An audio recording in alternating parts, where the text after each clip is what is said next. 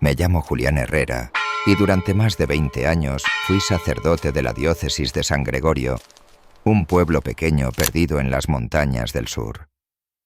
Desde niño soñaba con servir a Dios, llevar la cruz sobre mis hombros y ser pastor de almas. Mi madre, una mujer de fe inquebrantable, solía decirme que tenía la voz de los ángeles cuando leía en misa. Yo lo creía. ¿Cómo no hacerlo si en mi infancia todo giraba en torno al altar al incienso y a las campanas que marcaban cada hora? Ingresé al seminario a los 17 años lleno de fervor. Allí aprendí latín, teología, historia de la Iglesia, pero sobre todo aprendí a obedecer. Me decían que un buen sacerdote no debía cuestionar sino acatar.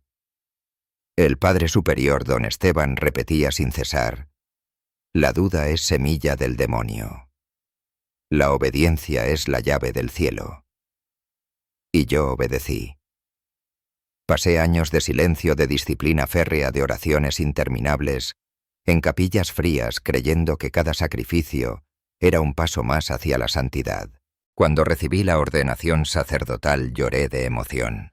Sentí que toda mi vida cobraba sentido. Me enviaron a San Gregorio, un lugar donde las casas eran de adobe, las calles empedradas, y el viento silbaba entre los cipreses como si rezara. La iglesia parroquial de piedra gris dominaba la plaza central. Era imponente, pero al mismo tiempo tenía un aire sombrío. Los muros estaban ennegrecidos por la humedad y las campanas, aunque hermosas, producían un sonido que a veces parecía más un lamento que un canto de júbilo. Al principio mi labor fue sencilla: confesar, celebrar misa, visitar enfermos, acompañar procesiones. El pueblo me recibió con respeto. Algunos me miraban con esperanza, otros con recelo. Había viejas historias, rumores sobre cosas extrañas ocurridas en la iglesia, pero nadie hablaba abiertamente. Yo no preguntaba. Pensaba que eran supersticiones de gente simple.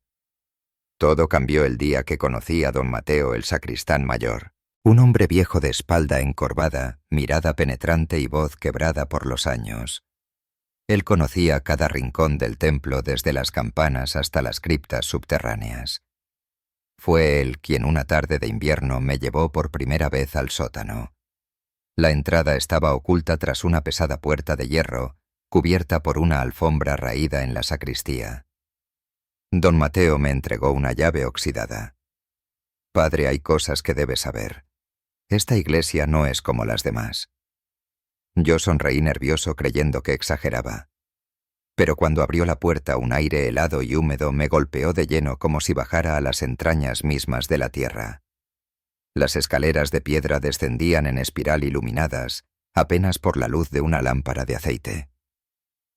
Los muros estaban cubiertos de moho y símbolos antiguos que no reconocí.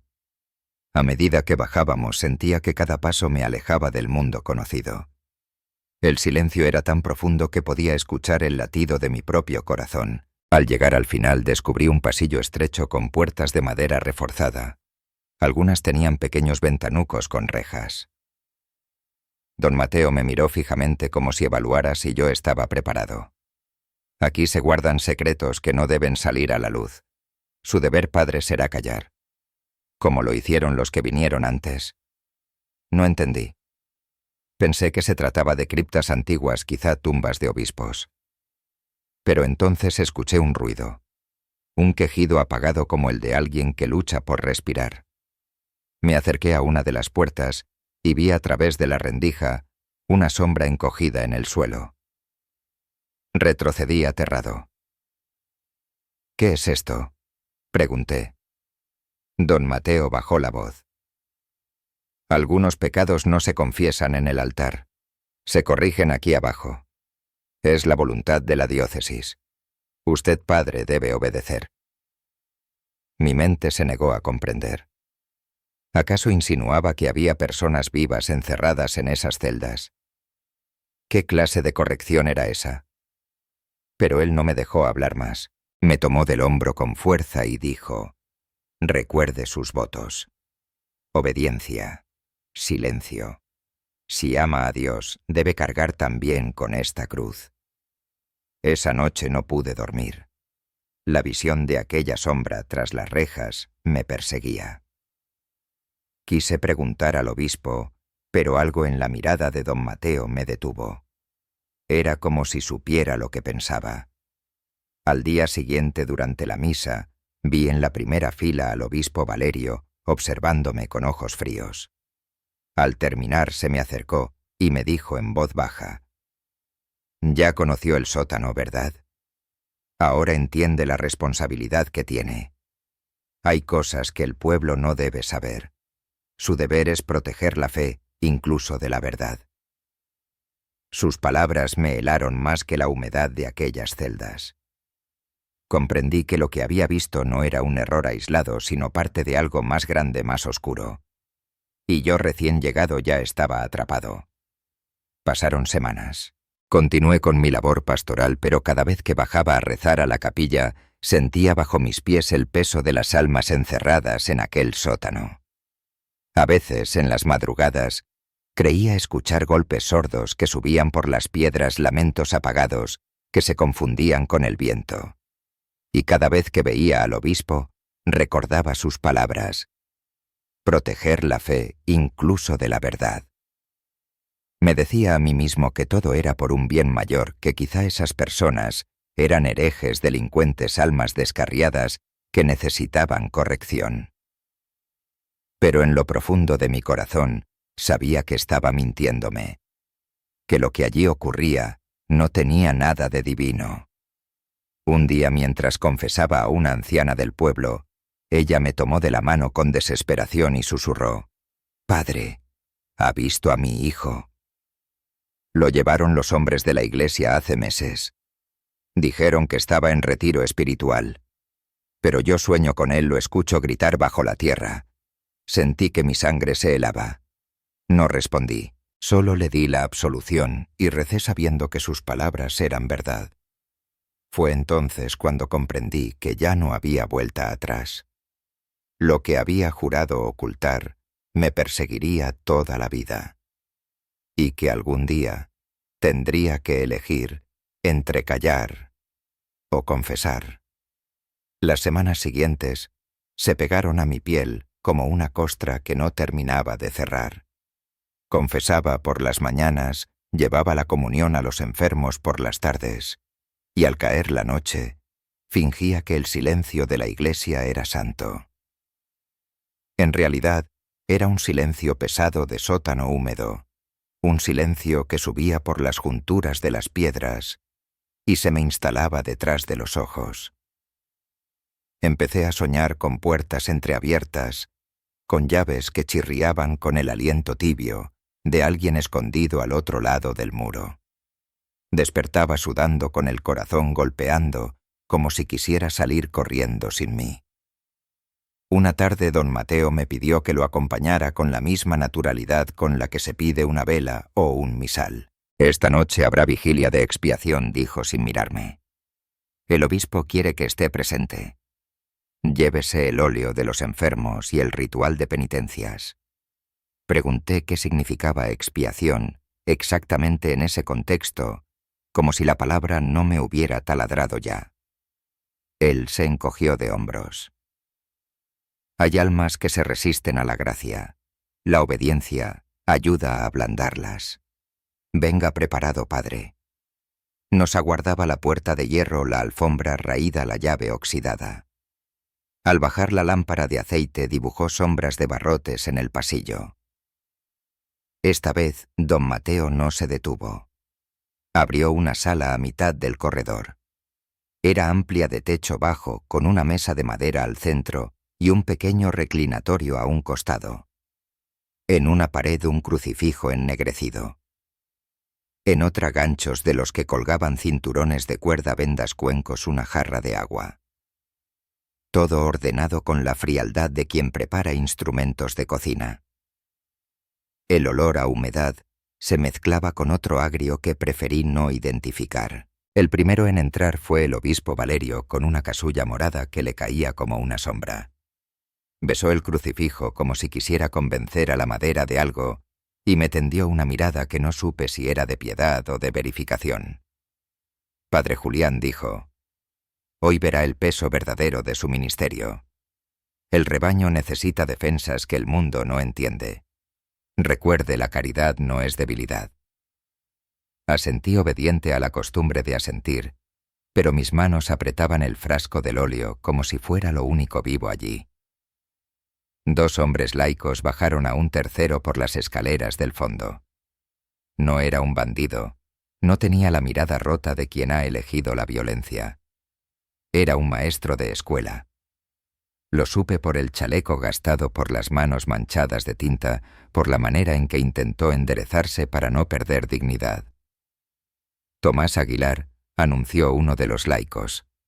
Persistente. Ha incitado a la duda en catequesis. El obispo no parpadeó. La duda contamina más rápido que la peste. Atadlo con respeto. Con respeto. La frase me cortó como papel. El respeto era un cinturón de cuerda apretado a las muñecas, una venda limpia que tapaba la boca, una silla donde las rodillas se clavaban en una tabla con relieves apenas visibles. Tomás intentó decir algo, pero el paño le ahogó la voz. A mí me miró con una súplica mansa, la misma que había visto en los ojos de los enfermos que pedían morfina. No era rabia, era ruego. El obispo rezó un salmo en latín, marcó la frente de Tomás con el óleo y me indicó con la mirada que siguiera. Obedecí por inercia. Sentí mi dedo temblar sobre aquella piel caliente. Don Mateo se colocó detrás de mí. No piense, padre. Rece. Las oraciones cayeron de mi boca como piedras. Cada Señor ten piedad se mezclaba con un gemido ahogado. Hubo agua. Hubo palabras duras. Hubo tiempos medidos con un reloj de arena que don Mateo volteaba sin prisa, como si el desierto cupiera en aquel vidrio. Yo sostuve el crucifijo y miré a Cristo buscando reproche, acusación, cualquier cosa que me liberara del deber. Solo encontré madera. Cuando terminó, Tomás jadeaba. Tenía los ojos encharcados, pero no de odio. Me sorprendió ver ahí una especie de ternura a una humanidad que me acusó más que cualquier grito. Quise acercarle agua. Don Mateo me detuvo con 2 dedos en mi muñeca. Solo cuando se le ordene. La regla es para todos. Me tragué la sed ajena como si fuera mía. Después el obispo me guió a una mesa lateral. Abrió un libro de cubiertas negras, letras doradas en el lomo, libro de custodia. Las páginas estaban llenas de nombres, fechas, códigos. E1, P3, R0. Firmas. Observaciones con la caligrafía meticulosa de un contable. Cada alma tiene un recorrido, explicó Valerio. Quienes persisten pasan a aislamiento breve. Quienes resisten más a retiro prolongado, y algunos. Pasó el dedo por una anotación con tinta roja, son trasladados de modo definitivo a casas de mayor silencio. Eso garantiza la paz del pueblo. Sentí la náusea subirme por la garganta. Reconocí apellidos del barrio del mercado. Reconocí con el frío de una sentencia el primer nombre de aquel que la anciana me había confiado, Leandro. Allí estaba una fecha, un código, una firma. R0. Traslado en curso. Cerré los ojos para que el papel me dejara de mirar. Al salir de la sala, el obispo me apartó del grupo. Caminamos por un tramo oscuro donde el techo se hacía aún más bajo. Padre Julián, no se engañe, susurró. El mundo no es un catecismo. Hay enfermedades del espíritu que los tribunales no curan. La Iglesia en su misericordia ocupa ese lugar. No somos verdugos, somos médicos. Usted, si ama de verdad, sabrá callar. El médicos me rozó como una blasfemia. Yo había puesto aceite en una frente maniatada. Había llamado expiación a la humillación. y asistía con sotana y obediencia a un procedimiento que mi estómago no toleraba. Pero asentí, porque no supe hacer otra cosa. Esa madrugada el sacristán me alcanzó en el patio interior. El cielo apenas blanqueaba. Padre dijo alargando un sobre lacrado: la diócesis confía en usted. Esto debe entregarlo esta misma noche en San Jerónimo junto al barranco. Toque 3 veces. Nadie más debe verlo. El lacre rojo tenía el sello de la cruz y la mitra. Pesaba lo suficiente para inclinar la mano. ¿Qué es papeles? Siempre son papeles. Toda culpa viaja en papel. Volví a mi cuarto con el sobre y lo dejé sobre la mesa. Me quedé sentado sin moverme, oyendo cómo la madera respiraba. En el techo una grieta dibujaba un río negro. No sé cuánto tiempo pasó hasta que oí el golpe suave en la puerta. Cuando abrí, un joven de sotana mejillas aún de novicio bajó la mirada para no parecer insolente. «Soy Andrés», murmuró. «Me han destinado aquí esta semana». Solo quería presentarme. Me fijé en sus manos, temblaban. Le ofrecí té. En el sorbo torpe con que aceptó, reconocí el vértigo del que ha visto demasiado pronto. «¿Hace cuánto llegó?», pregunté. «Ayer». Sus ojos se nublaron. Bajé con don Mateo. Me sentí orgulloso de ser útil, hasta que... Calló. Con la yema del dedo dibujó una cruz invisible en la mesa. A veces, padre, la obediencia pide cosas que se parecen al odio. ¿Cómo se distingue? No supe contestarle, porque yo también lo ignoraba. Al despedirse, Andrés dejó caer, no creo que fuera un accidente, un papel doblado junto al paño. Lo recogí después de cerrar. «No confíe en don Mateo», decía con letra apresurada. Lo quemé. No porque no le creyera, sino porque me daba más miedo guardarlo que olvidarlo. Esa noche salí con el sobre oculto bajo la sotana. El viento corría frío por la plaza arrastrando hojas y murmullos. Caminé por la vereda que va al barranco detrás del viejo cementerio hasta una capilla de piedra abandonada, San Jerónimo, patrono de los traductores de secretos. Toqué 3 veces. Abrió una mujer con hábito gris, rostro severo, ojos fatigados. Hermana Salomé se presentó. Entregue y váyase. Cumplí. Antes de que cerrara alcancé a ver en una mesa de madera frascos con etiquetas médicas, un maletín, camillas plegables. Todo olía a alcohol y a rezos mal apagados. La hermana me sostuvo la mirada un segundo, y yo quise preguntarle algo, cualquier cosa, pero el peso del lacre ya no era mío, y el aire afuera urgía. De vuelta pasé por la nave vacía. El Cristo del altar parecía más pesado sobre la cruz. Me arrodillé por inercia. «Señor», susurré, «si esto es tu voluntad, dame un signo. Si no lo es, arráncame de aquí antes de que me pudra el alma». La única respuesta fue el crujido viejo del banco. Me levanté sin consuelo. A la mañana siguiente, don Mateo me llamó al despacho. Sobre la mesa, otro libro más delgado con un título incómodo: «Acta de silencio». «Todos firmamos», dijo el sacristán con una sonrisa gastada. «Es un acto de humildad, para que la lengua no traicione al corazón». Leí el texto, palabras de obediencia, de secreto, de reserva pastoral. Quien rompiera ese voto sería apartado, excomulgado si era necesario. Firmé. La tinta tardó un segundo largo en secarse. Cada letra de mi apellido me pareció un nudo. Cuando aparté la pluma sentí que algo en mí se había cerrado como una trampa. Aquella tarde bajé solo al pasillo. No sé si lo hice por coraje o por cobardía. Quería comprobar al menos que en las celdas había nombres, historias, algo más que expedientes. En la tercera puerta alguien susurró: «Padre». Me acerqué al ventanuco. Un rostro joven ojeroso, con barba incipiente, apareció como una luna pálida. ¿Es usted el nuevo?, preguntó con voz áspera de sed. Me llamo Leandro Castañeda. Mi madre vive frente al molino. Dígale que... No he pecado. Solo pregunté. Quise decirle que le había confesado que había sentido la verdad de sus pesadillas, que mi firma recién puesta era una traición a ambos. No pude. La obediencia me cerró la garganta como una mano. Rezaré por usted, alcancé a balbucear. Leandro sonrió con una dignidad obstinada. Rece por todos. Y si puede, traiga agua cuando Dios no mire. Subí tambaleando. En la sacristía el aire parecía menos respirable que abajo. Me encontré con Andrés, que fingía ordenar cálices.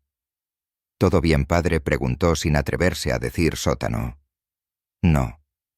Fue la primera vez que dije verdad en días. Me miró con una mezcla de respeto y terror. Bajó la voz. Anoche escuché pasos después de la última campana. Don Mateo dice que hay un segundo nivel, que allí no entramos ninguno, salvo el obispo. Me quedé helado. Un sótano bajo el sótano.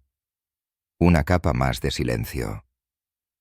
Esa noche, mientras el pueblo dormía, una tormenta se sentó sobre San Gregorio. Los truenos retumbaban en las bóvedas como tambores de guerra.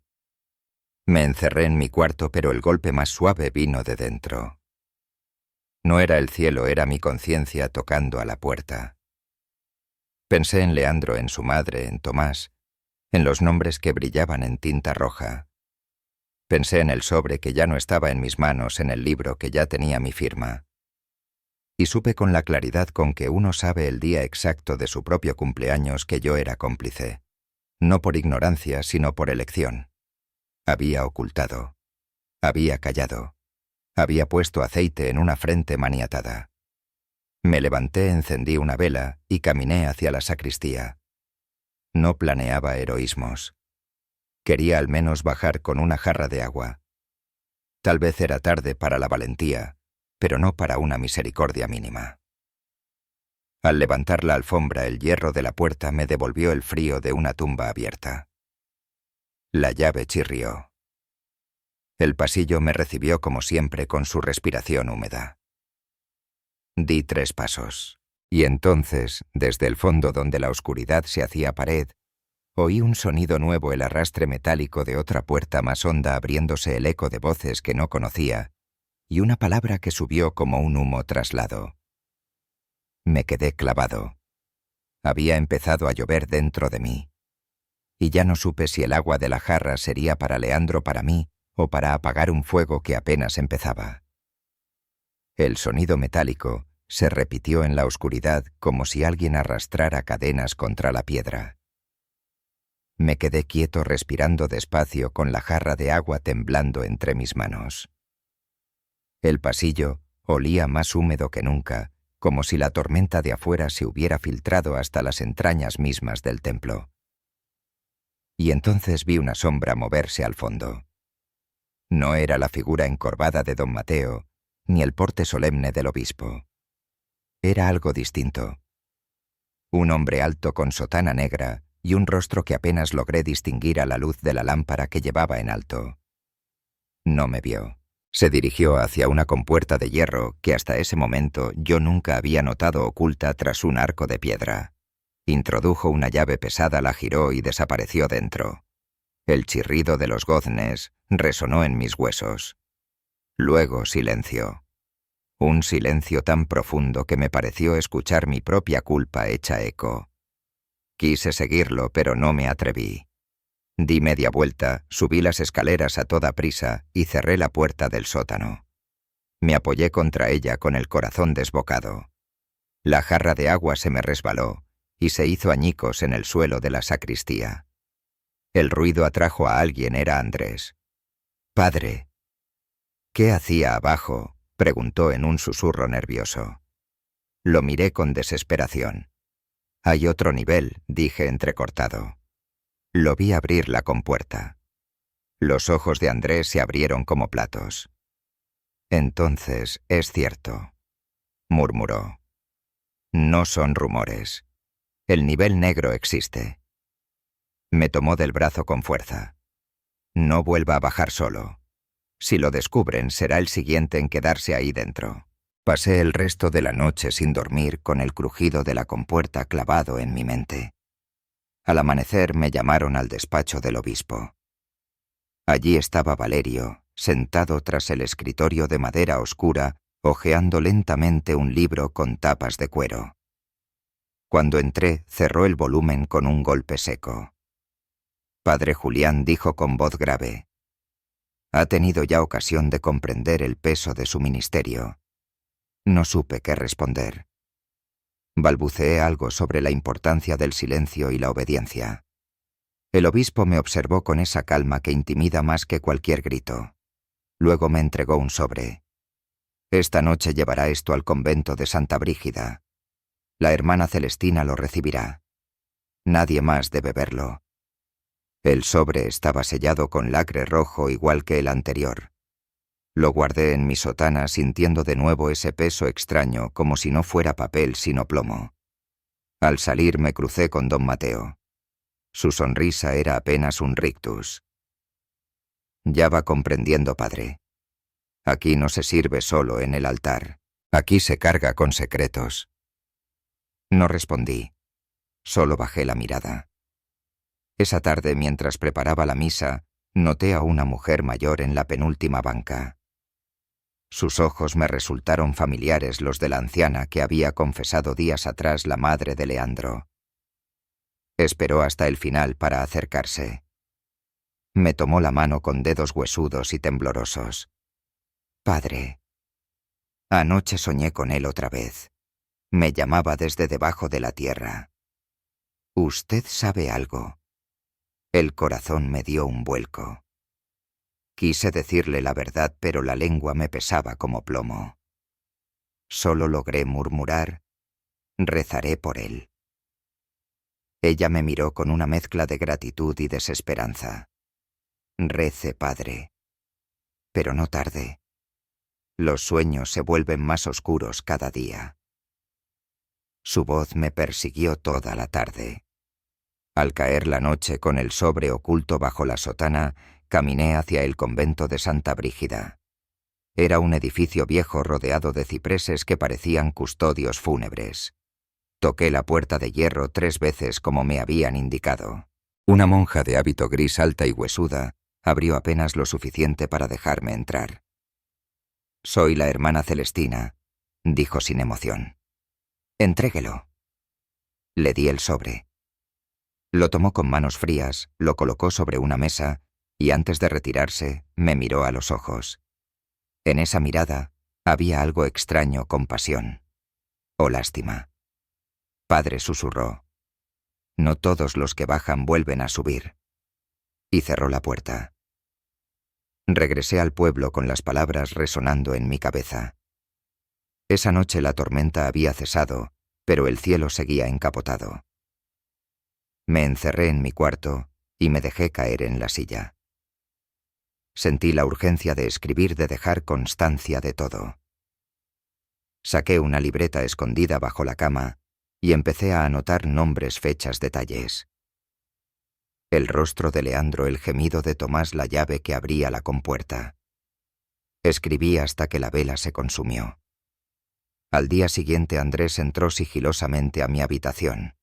Vio la libreta sobre la mesa y se quedó helado. «¿Qué hace, padre? Si descubren esto nos condenan a los dos». Lo miré con determinación. «Alguien tiene que recordar a Andrés. Si no escribo todo se perderá en el silencio». Él apretó los labios. Luego, con voz apenas audible, confesó: «Yo también escribo. En pequeños papeles que escondo bajo las tablas del coro. No soportaría callar para siempre». Nos miramos en silencio, comprendiendo que ambos estábamos atrapados en la misma red, pero también unidos por la misma necesidad de verdad. Esa tarde don Mateo nos llamó para ayudar en la sacristía. Había cajas que bajar al sótano. Cuando me incliné para levantar una, noté que una de ellas tenía manchas oscuras en la madera. No eran de humedad, eran de sangre seca. Don Mateo advirtió mi mirada. No se inquiete, padre. La sangre también redime. Esa noche no pude contenerme más. Fui al encuentro de Andrés y le propuse lo impensable: bajar juntos al segundo nivel. Si existe, debemos saber qué guardan ahí, dije. Andrés palideció. Si bajamos puede que no volvamos. Peor sería seguir fingiendo. Después de un silencio largo asintió. Entonces bajaremos. Pero debemos hacerlo cuando todos duerman. Y que Dios tenga misericordia de nosotros. Esperamos a que las campanas marcaran la medianoche. En el convento todo parecía dormido, pero yo sabía que los muros respiraban distinto cuando la noche mandaba. Andrés llegó a mi cuarto sin sotana, solo con un farol de aceite cubierto con un paño. Tenía los ojos hundidos, pero brillaban de esa clase de brillo que nace de la desesperación. Si dudamos ahora, murmuró, mañana será tarde. Asentí. Llevaba conmigo la llave que había tomado prestada de don Mateo unas horas antes, aprovechando un descuido suyo en la sacristía. Al sostenerla, sentía como si ardiera en mi mano un hierro maldito que abría más que puertas, abría heridas. Cruzamos la nave de la iglesia en silencio. Los santos en sus altares parecían observarnos con un reproche mudo, como si supieran lo que íbamos a hacer. Al llegar a la alfombra, la levantamos con cuidado. El hierro de la trampilla brillaba débilmente. Giré la llave. El chirrido me pareció un grito, pero nadie acudió. Bajamos las escaleras en espiral. El farol proyectaba sombras largas en los muros húmedos. Llegamos al primer pasillo, aquel de las celdas. Desde dentro de una escuchamos un susurro. Agua. Por favor, agua. Andrés se detuvo conmovido, pero lo arrastré del brazo. Después. Si nos detenemos no llegaremos nunca. Avanzamos hasta la compuerta de hierro que había visto abrir la noche anterior. Me arrodillé, introduje la llave y giré. El candado cedió con un chasquido que me heló la sangre. Empujamos. El aire que salió era más denso, más frío, cargado de un olor a moho y carne corrompida. El corredor descendía aún más, tallado en piedra viva, con escalones estrechos y resbaladizos. Sentía que bajábamos a las entrañas de la tierra, a un sitio donde la luz nunca había entrado. Cuando llegamos al fondo, el pasillo se abría en varias galerías. En las paredes colgaban cruces torcidas como clavadas al azar. Algunas tenían manchas oscuras. Otras estaban envueltas en trapos. El silencio era tan absoluto que podía escuchar el goteo de agua caer sobre charcos invisibles. Entramos en la primera galería. Había jaulas de hierro oxidadas con cadenas colgando del techo. Dentro de una distinguí un bulto. Me acerqué. Era un hombre esquelético con la piel pegada a los huesos, los ojos hundidos en cavernas. Al vernos, levantó la cabeza con un esfuerzo que parecía sobrehumano. ¿Son sacerdotes?, preguntó con voz quebrada. Andrés retrocedió. Yo asentí sin poder hablar. Entonces, recen por mí. Quise abrir la jaula, pero la cerradura estaba sellada con un candado enorme. El hombre sonrió débilmente. No importa, ya casi termino. Solo no dejen que me olviden. Sentí un nudo en la garganta. Andrés me tomó del brazo. Sigamos. En la segunda galería las paredes estaban cubiertas de símbolos, grabados, círculos, cruces invertidas, frases en latín deformado. Había mesas de piedra con correas y manchas oscuras. Instrumentos que no reconocí al principio, pinzas, tenazas, sogas. Todo ordenado como en una enfermería. Pero no era medicina lo que allí se practicaba. Esto es un laboratorio del dolor, susurró Andrés horrorizado. Seguimos caminando hasta llegar a una sala más grande, iluminada por antorchas apagadas. El aire olía a cera derretida y sangre seca. En el centro un atril de hierro sostenía un libro enorme abierto por la mitad. Me acerqué. Era el mismo tipo de registro que había visto en manos del obispo, pero mucho más antiguo. Pasé las páginas. Eran listas interminables de nombres, cada uno con una anotación aislado. Retiro prolongado. Traslado definitivo. En rojo, sellos que parecían más juicios que apuntes. Reconocí apellidos del pueblo de familias enteras. Algunos nombres tenían siglos de antigüedad. Comprendí entonces que aquello no era una práctica reciente. Era un sistema que llevaba generaciones repitiéndose. Padre. Andrés me señaló otra página. Allí había dibujos, diagramas de cuerpos humanos, marcas en las extremidades, notas sobre resistencia al ayuno, efecto del aislamiento prolongado, pérdida de voluntad tras 21 días. Era un manual, un catecismo del tormento disfrazado de corrección espiritual. Me alejé con el estómago revuelto. Esto es más que pecado. Es crimen. De pronto escuchamos pasos. Varios pesados acercándose por el pasillo. Apagamos el farol y nos escondimos detrás de un altar de piedra. 3 figuras entraron en la sala: el obispo Valerio don Mateo y otro sacerdote que no conocía. Llevaban lámparas y arrastraban a alguien entre ellos. Era una mujer vestida con hábito, pero con el rostro descubierto. Tenía la boca amordazada y los ojos desorbitados. Hermana Clara, dijo el obispo con voz serena, tu insubordinación ha llegado demasiado lejos. La obediencia no es una opción, es tu salvación. Ella forcejeó, pero la sujetaron con fuerza y la colocaron en una de las mesas de piedra. El obispo abrió el libro y comenzó a leer una oración, mientras don Mateo sacaba correas. Andrés me miró horrorizado. Quería lanzarse, pero lo detuve. Si salimos ahora, moriremos con ella. Nos quedamos escondidos con el corazón golpeándonos en el pecho, mientras presenciábamos cómo la obediencia se confundía con la crueldad.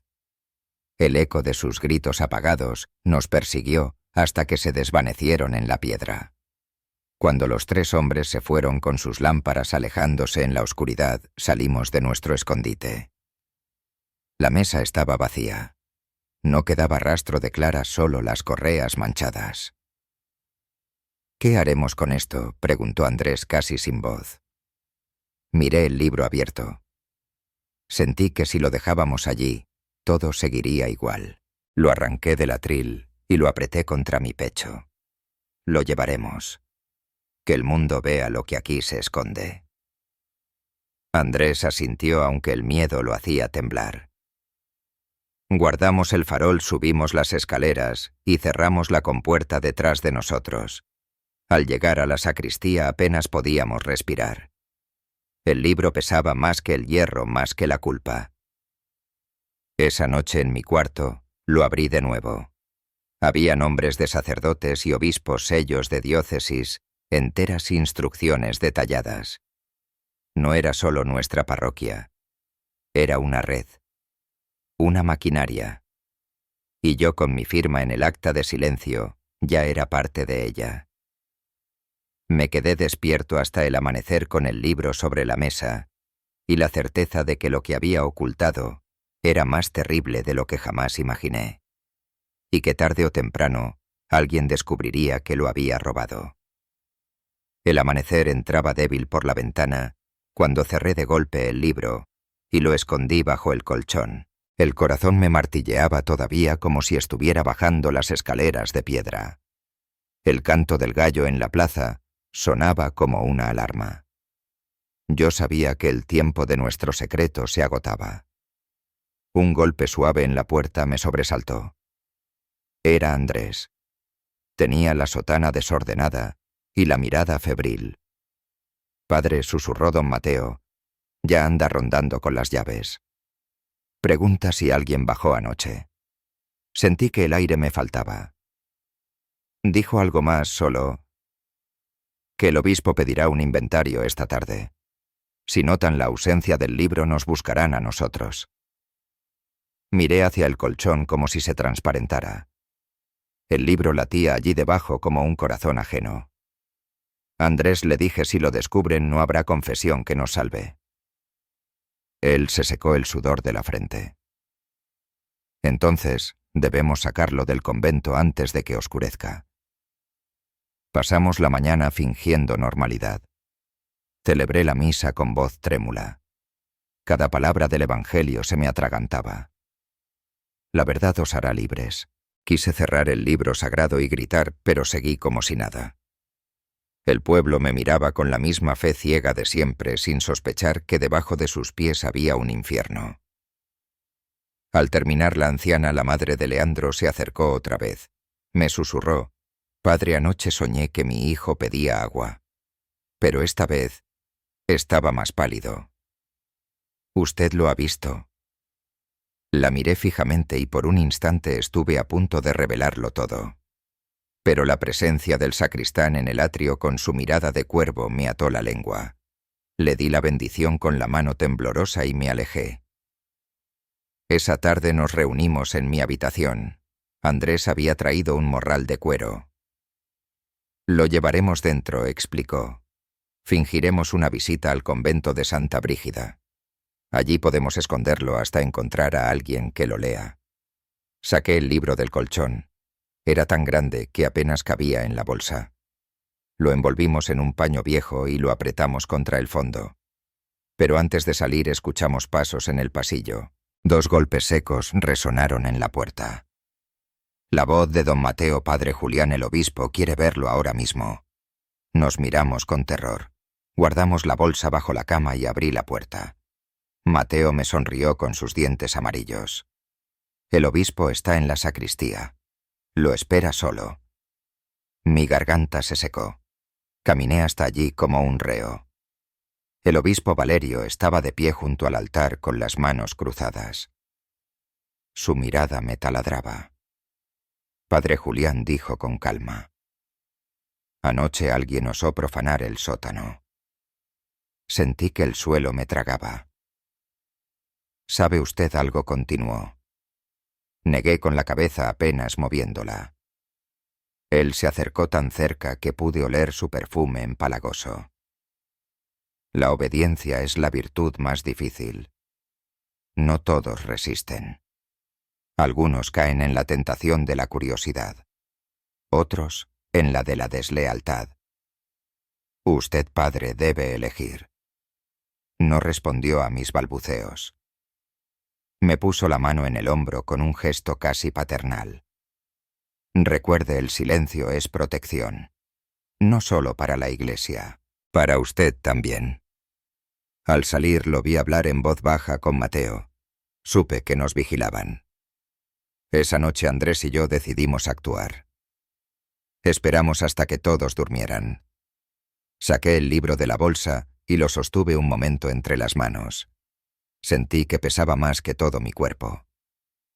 «Si nos atrapan», dije, «dirán que somos herejes. Nadie nos creerá». Andrés me miró con los ojos encendidos. «Quizá nadie nos crea ahora, pero algún día estas páginas hablarán más fuerte que nosotros». Cruzamos la plaza con el morral al hombro. El aire estaba helado. Los perros aullaban como si presintieran algo. Caminamos hacia el camino de cipreses que llevaba a Santa Brígida. De pronto una silueta se desprendió de la sombra. Era la hermana Celestina, la misma que me había recibido antes. Nos bloqueó el paso. «No pueden llevar eso», dijo con voz firme señalando la bolsa. Andrés retrocedió. Yo apreté los dientes. «¿Está con ellos o con nosotros?». Ella me sostuvo la mirada. «Con la verdad. Pero si salen por esa puerta no llegarán vivos al convento». Nos hizo una seña. «Síganme». Dudamos, pero lo hicimos. Nos condujo por un pasadizo lateral que desembocaba en un viejo cementerio detrás de la iglesia. Las cruces estaban torcidas, las lápidas comidas por el musgo. Allí, bajo una losa suelta, reveló un hueco oculto. «Déjenlo aquí», ordenó. «Nadie revisa este sitio». Andrés protestó. «¿Y si lo encuentran?». Celestina bajó la voz. Prefiero que duerma bajo tierra unos días a que ustedes dos duerman para siempre. Enterramos el libro envuelto en el paño. Tapamos la losa con cuidado. Yo sentí como si estuviera sepultando mi propia fe. Al volver, Celestina me susurró al oído: el obispo ya sospecha. Don Mateo los vigila. No confíen en nadie ni en mí. Cuando regresé a mi cuarto encontré la cama revuelta, el colchón levantado. Alguien había registrado todo. Esa noche casi no pegué los ojos. Cada crujido de la madera me parecía un paso. Cada golpe de viento en la ventana un llamado. Soñé con el sótano, con Leandro, con Clara, con todos los nombres escritos en tinta roja. Y desperté con una certeza quemándome en el pecho. No bastaba con esconder. Había que hablar. Pero hablar era condena. Al amanecer, un muchacho del pueblo llegó corriendo a la puerta de la iglesia. Traía la cara pálida. Padre, encontraron un cuerpo en el río. Una mujer. Con hábito. Mi corazón se detuvo. Sabía quién era antes de que lo dijera. Dicen que era la hermana Clara. Me llevé la mano a la frente. Clara, la mujer que habíamos visto en la mesa de piedra. Ya no estaba en el sótano. Estaba muerta. Y comprendí que la maquinaria no perdonaba errores. El siguiente podía ser cualquiera de nosotros. El cuerpo de la hermana Clara fue enterrado al día siguiente en una ceremonia breve, casi clandestina. No hubo campanas, ni cortejo, ni oraciones largas. Solo un ataúd cerrado y el obispo Valerio leyendo salmos con una frialdad que helaba. Decían que había muerto ahogada por accidente, que el río la había arrastrado lejos del convento. Nadie en el pueblo preguntó más. Las palabras del obispo bastaban para sofocar la curiosidad. Pero yo sabía. Yo había visto su mirada en la mesa de piedra. Clara no se ahogó. La silenciaron. Andrés y yo nos mantuvimos apartados durante el entierro. No nos atrevimos a mirarnos mucho, pero ambos entendimos que Clara era una advertencia. El libro que habíamos escondido bajo la losa era más peligroso de lo que imaginábamos. Esa noche, mientras rezaba solo en la nave vacía, escuché pasos detrás de mí. Era don Mateo. Su rostro, iluminado por las velas, parecía más demacrado que nunca.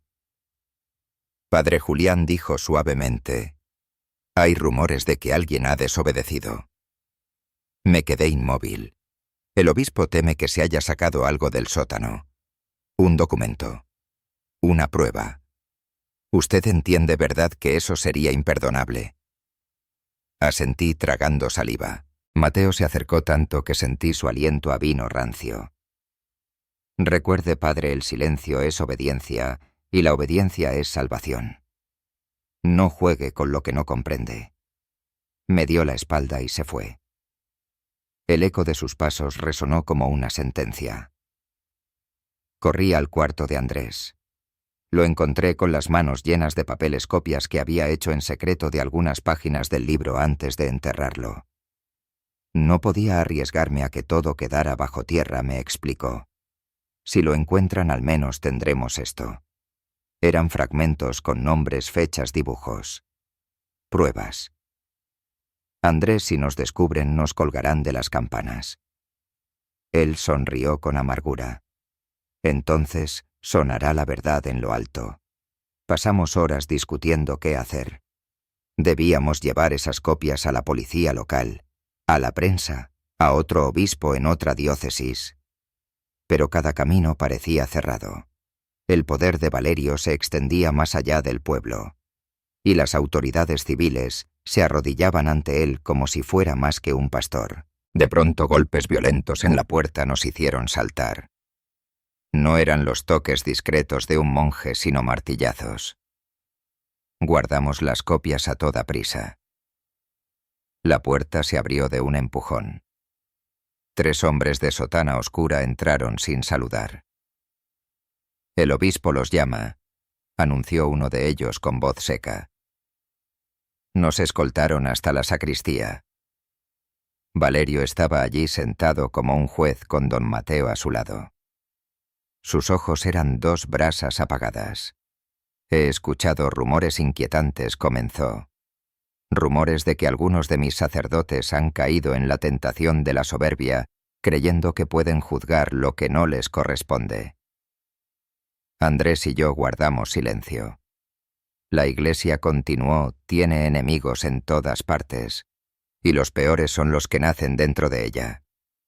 El traidor siempre se viste de oveja. Se levantó y caminó lentamente hacia nosotros. Quiero que me miren a los ojos y me digan, ¿han visto algo que no debían ver? La garganta se me cerró.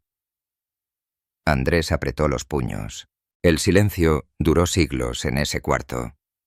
Al final dije, he visto dolor, excelencia, y rezo cada día para comprenderlo. El obispo me escrutó unos segundos, luego asintió. Bien. La obediencia no siempre significa entender, significa aceptar. Nos despidió sin más.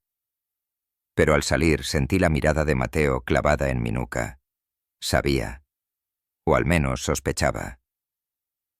Esa noche, Andrés quiso huir. Si nos quedamos terminarán como Clara. O peor, debemos salir de San Gregorio con las copias y el libro. Buscar ayuda fuera. Lo miré con desesperación. ¿Y el pueblo? ¿Y los que siguen abajo? No podemos salvar a todos, padre, pero podemos contar su historia. Nos preparamos para partir al amanecer. Andrés escondió las copias entre sus ropas. Yo fui al cementerio a desenterrar el libro. Pero cuando levanté la losa, encontré el hueco vacío. El libro había desaparecido. Me desplomé de rodillas sobre la tierra húmeda. Alguien lo había encontrado. Quizá Celestina, quizá Mateo, quizá el propio obispo. Lo cierto era que la única prueba material ya no estaba. Solo quedaban las copias. Al volver a mi cuarto hallé un sobre bajo la puerta. Estaba cerrado con lacre negro. Lo abrí con manos temblorosas.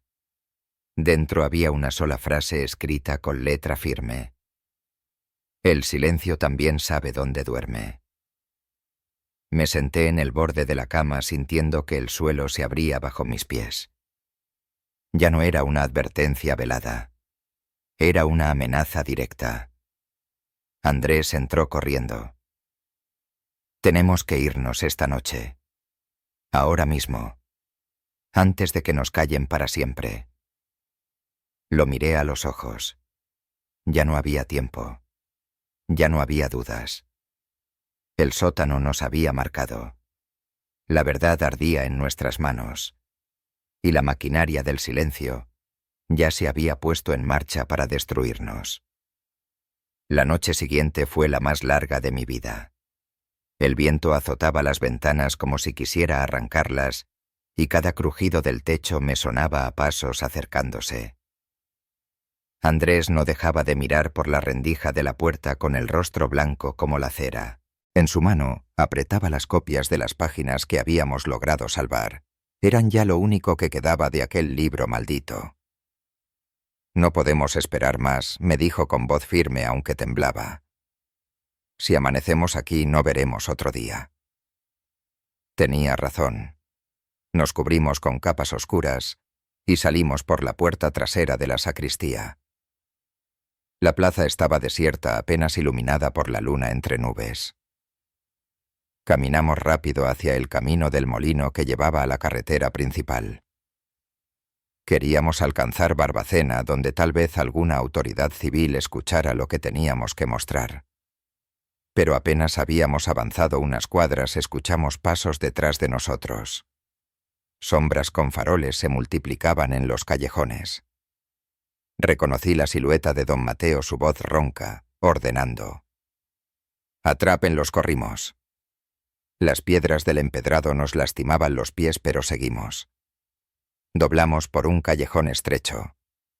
Andrés tropezó, casi cae, pero lo levanté del brazo. Las voces resonaban detrás cada vez más cerca. Al llegar al molino nos escondimos entre los sacos de grano. El olor a polvo nos llenaba la garganta. Desde allí vimos pasar a los hombres con sus faroles balanceándose como espectros. Uno de ellos se detuvo a unos metros, miró alrededor, pero finalmente siguió. Andrés respiraba agitado. Padre, no hay salida. Conocen cada camino mejor que nosotros. Yo también lo sabía. Teníamos dos opciones: seguir huyendo como ratas o sacar la verdad a la luz de golpe. Entonces recordé la torre de la iglesia, la campana mayor, esa que convocaba al pueblo entero cada vez que algo grave ocurría. Nadie podía ignorarla. La campana, dije. Si logramos tocarla, el pueblo vendrá. Y leeremos esto frente a todos. No podrán callarnos si las palabras caen desde lo alto. Andrés me miró con mezcla de esperanza y terror. Eso es una sentencia. Ya lo es de cualquier manera, respondí. Regresamos ocultándonos entre sombras hasta la puerta lateral de la iglesia. Entramos. El templo estaba vacío, el aire pesado. Subimos las escaleras estrechas que llevaban al campanario. Cada peldaño crujía como si gritara nuestro nombre. Arriba el aire era helado. La campana mayor pendía como un gigante dormido. Andrés sacó las copias de su hábito y me las entregó. Usted toque, padre. Yo leeré. Asentí. Tomé la cuerda y la jalé con todas mis fuerzas. El bronce rugió en la madrugada, un sonido profundo que atravesó el pueblo entero. Segundo tañido. Tercero. Las luces comenzaron a encenderse en las casas. Sombras salían a la plaza. Andrés, de pie junto a la campana, levantó las páginas y gritó: «Hermanos, debéis saber lo que se esconde bajo este suelo». Su voz se quebraba, pero el eco de la torre la multiplicaba. Leyó nombres, fechas, detalles de torturas. Habló de Leandro de Clara, de decenas de desaparecidos. Su voz temblaba, pero no se detenía. Abajo la gente se agolpaba. Algunos rezaban, otros murmuraban confundidos. Y entonces vimos a Valerio entrar en la plaza con varios hombres armados. Su rostro era de piedra. Mientan, gritó con voz atronadora: «Son herejes que buscan destruir la iglesia». Los hombres comenzaron a subir por la torre. Andrés me miró. «Siga tocando, no se detenga». Yo tiré de la cuerda una y otra vez. El sonido ensordecía, pero sabía que cada tañido clavaba la verdad en los oídos del pueblo. Los primeros hombres irrumpieron en la escalera. Andrés les arrojó las páginas como si fueran flechas. Algunos cayeron, otros las pisotearon. Pero la gente abajo recogía los papeles, los leía, los pasaba de mano en mano. Entonces ocurrió lo inevitable. Un disparo retumbó. Andrés se desplomó a mi lado con la sangre manchando su sotana. «No se detenga», susurró con su último aliento. «Que resuene». Y cerró los ojos para siempre. Seguí tocando la campana hasta que mis brazos no respondieron más. Los hombres me arrastraron escaleras abajo entre insultos y golpes. El obispo me miró con calma mortal. «Lo advertí, padre Julián. La lengua traiciona». No recuerdo mucho después. Solo oscuridad, el olor del sótano, cadenas en mis muñecas. No sé cuánto tiempo estuve allí. Días, semanas, quizá meses. Me interrogaron, me castigaron, me intentaron doblegar. Pero algo había cambiado, ya no estaba solo. El pueblo había visto, había leído, había oído. El silencio se había roto. Un amanecer la puerta se abrió. Una voz femenina me llamó. Era Celestina. «Levántese. Ya no pueden retenerlo. La policía viene de la ciudad». Me sacó a la superficie. El sol me cegó. Frente a la iglesia, vi multitudes reunidas con periódicos en las manos. Las páginas que Andrés había lanzado habían llegado lejos. El nombre de Leandro de Clara, de tantos otros, ya no estaba enterrado. El obispo había desaparecido. Don Mateo también. Nadie supo a dónde fueron, pero las puertas del sótano fueron selladas y la iglesia quedó clausurada. Yo renuncié. Me quité la sotana, dejé atrás los muros de piedra. Mi fe quedó herida pero no muerta, porque entendí que Dios no habitaba en el silencio impuesto sino en la voz de los que se atreven a hablar. Hoy, al contar esto, sé que llevo sangre en las manos. Oculté, obedecí, callé cuando debía gritar. Soy cómplice de lo que vi. Por eso escribo, para que quede registro, para que nunca más se confunda penitencia con tortura, obediencia con esclavitud, silencio con fe. Yo fui sacerdote. Hoy soy un hombre que carga culpas.